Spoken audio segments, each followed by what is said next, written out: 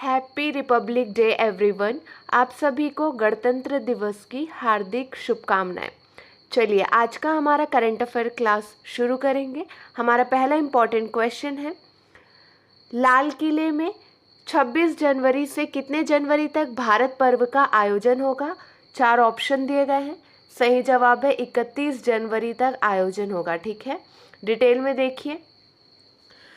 नई दिल्ली के ऐतिहासिक लाल किले में इस वर्ष गणतंत्र दिवस के अवसर पर आयोजित होने वाले भारत पर्व 2025 में छत्तीसगढ़ की झांकी विशेष आकर्षण का केंद्र बनेगी।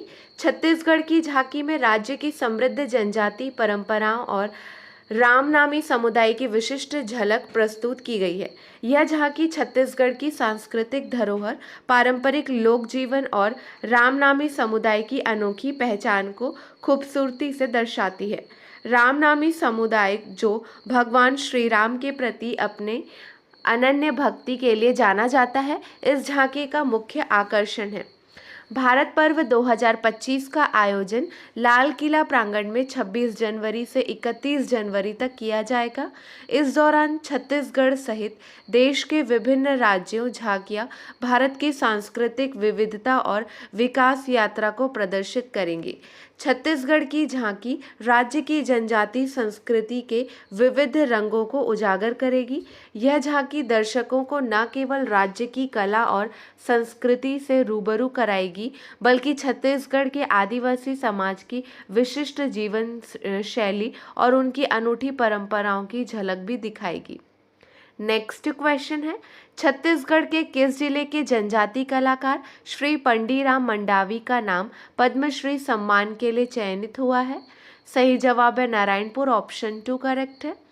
मुख्यमंत्री श्री विष्णुदेव साय ने नारायणपुर जिले के जनजाति कलाकार श्री पंडीराम मंडावी का नाम पद्मश्री सम्मान के लिए चयनित होने पर बधाई और शुभकामनाएं दी है। यह प्रतिष्ठित सम्मान उन्हें पारंपरिक वाद्य यंत्र निर्माण और लकड़ी की शिल्पकला के क्षेत्र में उनके उल्लेखनीय योगदान के लिए दिया जाएगा। श्री पंडीराम मंडावी, जो 68 वर्ष के हैं, गोंड मुरिया जनजाति से संबंधित हैं। वे पिछले 5 दशकों से बस्तर की सांस्कृतिक धरोहर को न केवल संरक्षित कर रहे हैं, बल्कि उसे नई पहचान भी दिला रहे हैं। उनकी विशेष पहचान बांस की बस्तर बांसुरी, जिसे सुलूर कहा जाता है, के निर्माण में है। इसके अलावा उन्होंने लकड़ी के पैनलों पर उभरे हुए चित्र, मूर्तियां और अन्य शिल्प कृतियों के माध्यम से अपनी कला को वैश्विक स्तर पर पहुंचाया है।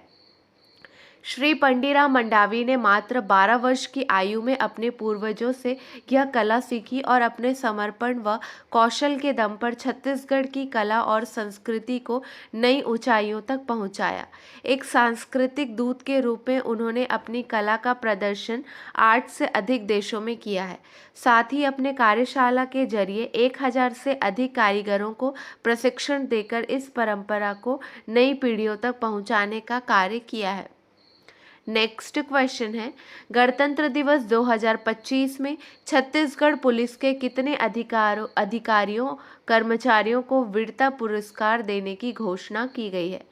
सही जवाब है ऑप्शन 4 22। ठीक है, राष्ट्रपति श्रीमती द्रौपदी मुर्मू द्वारा गणतंत्र दिवस 2025 के अवसर पर छत्तीसगढ़ पुलिस विभाग के 11 अधिकारियों कर्मचारियों को वीरता पदक, 1 अधिकारी को राष्ट्रपति के विशिष्ट सेवा पदक तथा 10 अधिकारियों को सराहनीय सेवा पदक से विभूषित किए जाने की घोषणा की गई है। मुख्यमंत्री श्री विष्णुदेव साय ने इस उपलब्धि के लिए छत्तीसगढ़ पुलिस विभाग के सभी सम्मानित अधिकारियों कर्मचारियों को बधाई और शुभकामनाएं दी हैं।